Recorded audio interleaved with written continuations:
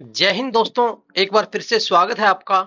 आज हम एक और काफी इंपॉर्टेंट टॉपिक आपके लिए लेके आए हैं जिसका नाम है वर्धन वंश। ये इसको पुष्यभूति वंश भी बोलते हैं। दोस्तों काफी इंपॉर्टेंट टॉपिक है। काफी सारे क्वेश्चन यहाँ से पूछे जाते हैं। किसी भी गवर्नमेंट एग्जाम को उठा के देख लीजिए, यहाँ से क्वेश्चन बनते ही बनते हैं। हम इसको पूरा डिटेल में डिस्कस करेंगे। राजा हर्षवर्धन की थानेश्वर से लेकर के कन्नौज तक की पूरी कहानी को हम बिल्कुल मैप के जरिए पढ़ेंगे। काफी इंटरेस्टिंग वीडियो होने वाला है। तो दोस्तों चलिए बिना किसी देरी के हम आज की क्लास स्टार्ट करते हैं। और इससे पहले हमने दोस्तों एंशिएंट हिस्ट्री की काफी सारी वीडियो अपलोड कर रखी हैं। अगर आपने वो नहीं देखी तो आप हमारी प्लेलिस्ट के अंदर जाके बिल्कुल सीक्वेंस वाइज हिस्ट्री पढ़ सकते हैं, क्योंकि सीक्वेंस से अगर आप हिस्ट्री पढ़ोगे तो लंबे समय तक आपको याद रहेगी और याद करने में आसानी भी होगी। अगर आपको किसी भी लेक्चर की हमारी पीडीएफ चाहिए एंशिएंट हिस्ट्री की, तो हमारे टेलीग्राम ग्रुप के ऊपर जाके वहां से आप डाउनलोड कर सकते हो। टेलीग्राम चैनल का लिंक हमने डिस्क्रिप्शन के अंदर दे रखा है। चलिए दोस्तों बिना किसी देरी के स्टार्ट करते हैं। तो दोस्तों इससे पहले जब हमने गुप्त वंश के बारे में पढ़ा था तो हमने देखा था कि गुप्त वंश में काफी प्रतापी शासक हुए थे। लेकिन चाहे कोई भी वंश हो, उसका एक ना एक दिन अंत होना ही होता है। तो गुप्त वंश का भी ऐसे ही अंत हुआ। जब गुप्त वंश अपने अंतिम काल में था, उनका अंत हो रहा था, तभी भारत के ऊपर हूणों के आक्रमण होने शुरू हो गए। किसके आक्रमण? हूणों के आक्रमण। ये हूण क्या थे? ये एक जाति थी जो विदेश से आई थी, यूनानी ये जाति थी एक। तो इन्होंने भारत के कई राज्यों पर आक्रमण करने शुरू कर दिए थे। और उसी टाइम पे जो भारत था वो छोटे छोटे राजवंशों के अंदर बंटा हुआ था। इस मैप की हेल्प से हम समझते हैं। ये मैप आपको बहुत ज्यादा हेल्प करेगा आगे की वीडियो को समझने में। तो देखिए क्या था, जो ये एरिया था यहाँ पे पश्चिम में, यहाँ पे हरियाणा, जो आज के टाइम में हरियाणा है, इस क्षेत्र में उस टाइम पे क्या होता था? वर्धन वंश होता था, जो आज हम डिस्कस करेंगे। थानेश्वर उनकी राजधानी होती थी वर्धन वंश की। यहाँ पे जो यूपी वाला एरिया आज के टाइम में है, ये कन्नौज कहलाता था। काफी इंपॉर्टेंट है कन्नौज। यहाँ पे दोस्तों उस टाइम पे मोखरी वंश का शासन होता था और उसके राजा कौन होते थे? ग्रह वर्मा। मोखरी वंश के राजा थे ग्रह वर्मा, कन्नौज के शासक थे। आगे अगर मैं असम वाले एरिया की बात करूं, उस टाइम पे असम को किस नाम से जाना जाता था? असम का प्राचीन नाम था कामरूप। ध्यान रखना, काफी बारीक क्वेश्चन भी पूछा गया है कि असम को प्राचीन काल में किस नाम से जाना जाता था? तो कामरूप। वहीं अगर बंगाल की बात करूं, बंगाल वाले एरिया में गौड़ वंश का शासन था, गौड़। और इसके शासक थे शशांक। गौड़ वंश के शासक थे शशांक। वहीं जो आज के टाइम में मध्य प्रदेश वाला एरिया है, महाराष्ट्र वाला एरिया है, उसको मालवा के नाम से जाना जाता था।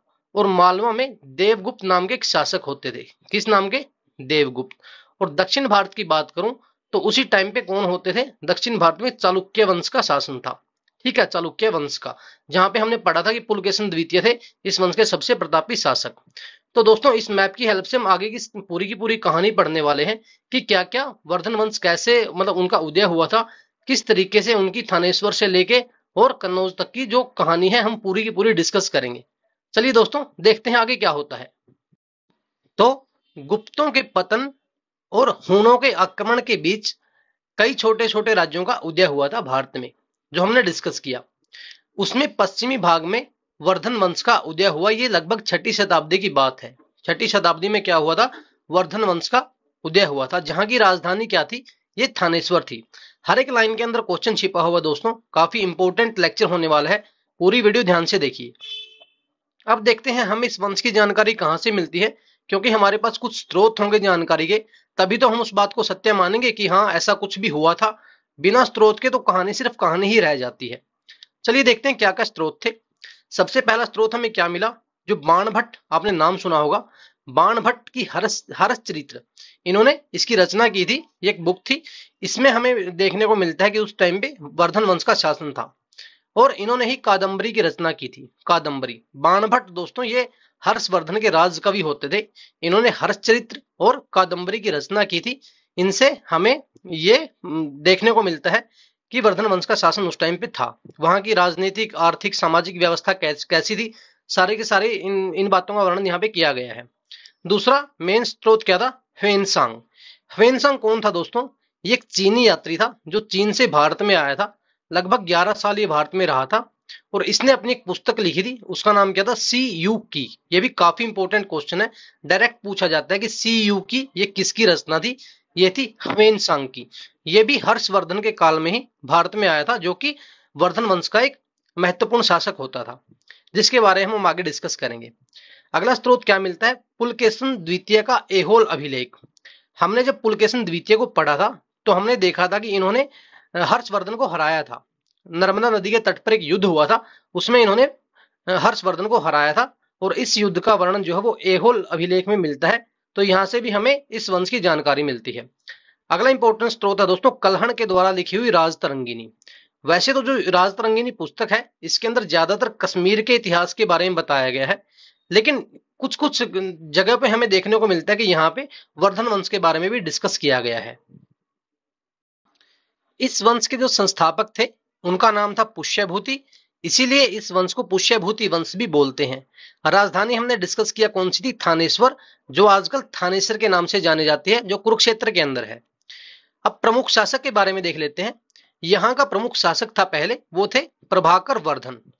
यह सबसे शक्तिशाली शासक के रूप में जाने जाते हैं वर्धन वंश के। क्यों सबसे शक्तिशाली शासक के रूप में जाने जाते हैं, क्योंकि इन्होंने हूणों के आक्रमण को रोका था। उस टाइम पे दोस्तों काफी बड़ी बात होती थी हूणों के आक्रमण को रोकना, तो इन्होंने रोका था। और रोका ही नहीं बल्कि हूण इसके नाम से भी डरते थे, इतना खौफ इन्होंने उनके मन के अंदर पैदा कर दिया था, इतने शक्तिशाली ये शासक थे। और इसीलिए उन्होंने उपाधि धारण की थी परम भट्टारक। याद रखना, परम भट्टारक और महाराजा धीराज की उपाधि उन्होंने धारण की थी। प्रभाकर वर्धन का विवाह यशोमती से हुआ था और उनकी 3 संतान हुई आगे चलकर। कौन कौन सी, सबसे पहले इनके 2 लड़के थे और एक लड़की इनको पैदा हुई थी। राज्यवर्धन जो इनके बड़े पुत्र थे, उसके बाद हर्षवर्धन जो छोटे पुत्र थे, और इनकी पुत्री राज्यश्री। आगे दोस्तों मैप के जरिए पूरी कहानी जानते हैं। जो प्रभाकर वर्धन थे उनकी पुत्री राज्यश्री थी, उनका विवाह किसके साथ हुआ था, उनका विवाह जो कन्नौज के शासक थे ग्रह वर्मा, उनके साथ उनका विवाह हुआ था। और प्रभाकर वर्धन के बाद नया राजा कौन बना था, उनके बड़े बेटे जो थे राज्यवर्धन, वो नए राजा उस टाइम पे बने थे कहाँ के, थानेश्वर के। ठीक है, तो इन्होंने मतलब इनकी बहन थी जो राज्यश्री, उनका विवाह किससे कर दिया था, कन्नौज के शासक ग्रह वर्मा से कर दिया था। उसी टाइम पे दोस्तों कन्नौज और मालवा, इन दोनों के बीच में दुश्मनी चल रही थी। तो दुश्मनी के चलते मालवा ने जो है, मालवा के शासक देवगुप्त ने कन्नौज के ऊपर आक्रमण कर दिया, और इस युद्ध में इन्होंने ग्रह वर्मा की हत्या करके जो इनकी पत्नी थी राज्यश्री, उसको बंदी बना लिया। ध्यान रखना, किसको बंदी बना लिया, इनकी हत्या करके, ग्रह वर्मा की हत्या करके राज्यश्री को बंदी बना लिया। फिर क्या हुआ दोस्तों, जो इस वंश के शासक थे, जो थानेश्वर के वर्धन वंश के जो शासक थे, वो थे उस टाइम पे राज्यवर्धन, इनके भाई। इनके भाई को जब ये बात पता चली तो इन्होंने फिर मालवा के ऊपर अटैक कर दिया। इनके बीच में युद्ध हुआ फिर, क्योंकि इसको तो बदला लेना था। अपने जो इनकी जो बहन थी वो उनको इन्होंने बंदी बना के रखा था, तो इसीलिए इन्होंने इसके ऊपर आक्रमण कर दिया, मालवा के ऊपर। और आक्रमण करके युद्ध में इन्होंने मालवा के जो शासक थे देवगुप्त, इनको हरा दिया। किसने, राज्यवर्धन ने देवगुप्त को हरा दिया। ठीक है, फिर क्या हुआ, जो गौड़ शासक थे इनके बीच में मित्रता थी। गौड़ शासक शशांक ने क्या किया, धोखे से राज्यवर्धन की हत्या कर दी। ठीक है, किसने की, गौड़ शासक जो शशांक थे, इन्होंने राज्यवर्धन की हत्या कर दी। और जब ये अपनी बहन को छुड़ा के ले जा रहे थे, दोबारा से इन्होंने क्या किया, इनकी बहन को बंदी बना लिया। आगे क्या हुआ दोस्तों, आगे जो इनके भाई थे छोटे राज्यवर्धन के, हर्षवर्धन, उनको क्या हुआ, मजबूरी में राजा बनना पड़ा। क्योंकि उस टाइम पे इनकी उम्र केवल 16 वर्ष की थी, तो इतनी छोटी सी उम्र में ही इनको राजा बनना पड़ा, और इनके ऊपर काफी ज्यादा जिम्मेवारियां आ गई थी। इनको 2-3 काम काफी इंपॉर्टेंट करने थे। पहला क्या, पहला तो इन्होंने मतलब जो इनके बड़े भाई की हत्या हुई थी, इसका इनको बदला लेना था। दूसरा, इनकी बहन जो गौड़ शासक शशांक के कब्जे में थी, इसको छुड़वाना था। उसके बाद जो कन्नौज राज्य था, इसके ऊपर मालवा का अधिकार हो गया था, इसको अपने अंडर लेना था। तो ये 3 चीजें इसको करनी थी। लेकिन ये काफी प्रतापी शासक थे दोस्तों। इन्होंने अपनी सेना जैसे तैसे करके इकट्ठी की और ये अपने मिशन पर निकल गए कि चलो देखी जाएगी जो होगा, मुझे तो ये चीजें करनी ही है। तो इतनी छोटी उम्र में इन्होंने क्या किया, जो गौड़ शासक थे शशांक, इनके ऊपर आक्रमण करके युद्ध किया, और इस युद्ध में इन्होंने शशांक को पराजित करके अपनी जो बहन थी उनको छुड़वाया। और कहानियों में ऐसा लिखा मिलता है दोस्तों कि जब इन्होंने अपनी बहन को छुड़वाया, तो वो आत्महत्या की बिल्कुल लास्ट स्टेज पे पहुंच चुकी थी, उनकी हालत ऐसी हो गई थी। और इन्होंने फिर क्या किया, कन्नौज को भी अपने अंदर शामिल कर लिया। अब कन्नौज के ऊपर कोई मतलब राजा तो था नहीं, इनकी बहन थी केवल, क्योंकि इनके पति ग्रह वर्मा को तो पहले ही मार दिया था।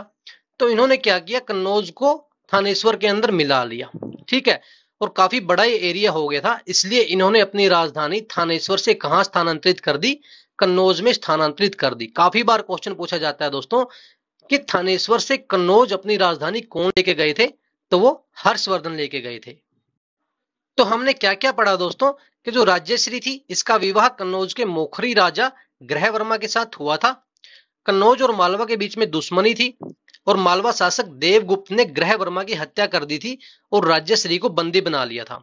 उसके बाद जो राज्यवर्धन थे, इसने देवगुप्त की हत्या कर दी थी और अपनी बहन को छुड़ाने का प्रयत्न किया, लेकिन बीच में ही जो बंगाल के गौड़ शासक थे शशांक, इन्होंने धोखे से राज्यवर्धन की हत्या करके उनकी जो बहन थी उसको वापस बंदी बना लिया। उसके बाद आए हर्षवर्धन, जो उस टाइम पे सिर्फ 16 वर्ष के थे। 606 ईस्वी में इन्होंने शासन करना शुरू किया। इनको शिलादित्य के नाम से भी जाना जाता है। क्या किस नाम से, शिलादित्य। तो इन्होंने फिर हर्ष ने शशांक को पराजित करके कन्नौज को वापस जीत लिया। जो शशांक थे ना, गौड़ वंश के शासक, इनको हरा करके कन्नौज को दोबारा जीत लिया और वह उन्होंने अपनी बहन को भी ढूंढ निकाला, मतलब बंदी थी वो, उसको बचा लिया। फिर उसने अपनी राजधानी थानेश्वर से कन्नौज स्थानांतरित कर ली। तो पूरी कहानी हमने पढ़ी है। आगे देखते हैं कुछ इंपॉर्टेंट फैक्ट क्या थे। जो नालंदा विश्वविद्यालय था वो उस टाइम का सबसे बड़ा शिक्षा का केंद्र था, जहां पे बौद्ध धर्म की, मेनली बौद्ध धर्म की, वैसे तो सभी धर्मों की शिक्षा दी जाती थी, लेकिन मेन बौद्ध धर्म वहां पे पढ़ाया जाता था। ह्वेन सांग दोस्तों जो थे वो हर्ष के समय में ही भारत आए थे, जिन्होंने CU की ये पुस्तक लिखी थी। ठीक है, आगे ये 3 नाटक थे। काफी इनका वर्णन किया गया है कि जो 3 नाटक ये हर्ष के द्वारा रचित थे। पहला प्रियदर्शिका, दूसरा नागानंद और रत्नावली, ये 3 नाटक हर्ष के द्वारा रचित थे। काफी बार पूछे जाते हैं क्वेश्चन कि रत्नावली किसके द्वारा रचित था, ये हर्ष के द्वारा रचित था। इतिहासकारों के अनुसार हर्ष को प्राचीन भारत का अंतिम हिंदू शासक माना जाता है। वैसे ये बात कहीं ना कहीं दोस्तों ठीक नहीं है, क्योंकि इसके बाद भी दक्षिण भारत में कई हिंदू राजा हुए हैं। हाँ, ये माना जा सकता है कि इतने बड़े साम्राज्य के मतलब सबसे बड़े शासक वो अंतिम शासक ही थे हर्षवर्धन। जो दक्षिण भारत में थे, इनके पास इतना बड़ा एरिया नहीं था, समझ रहे हो ना। उसके बाद हर्ष ने कन्नौज में विभिन्न धर्मों की एक विशाल सभा का आयोजन करवाया था। ये अपने काल में उन्होंने एक बार करवाया था। और हर्ष प्रत्येक 5 वर्षों के बाद प्रयाग संगम पर एक समारोह जिसका नाम था महामोक्ष परिषद, इसका आयोजन करवाते थे। ये क्वेश्चन भी काफी बार पूछा गया है कि उस समारोह का क्या नाम है जो हर्ष हर 5 साल के बाद प्रयाग संगम पर करवाते थे।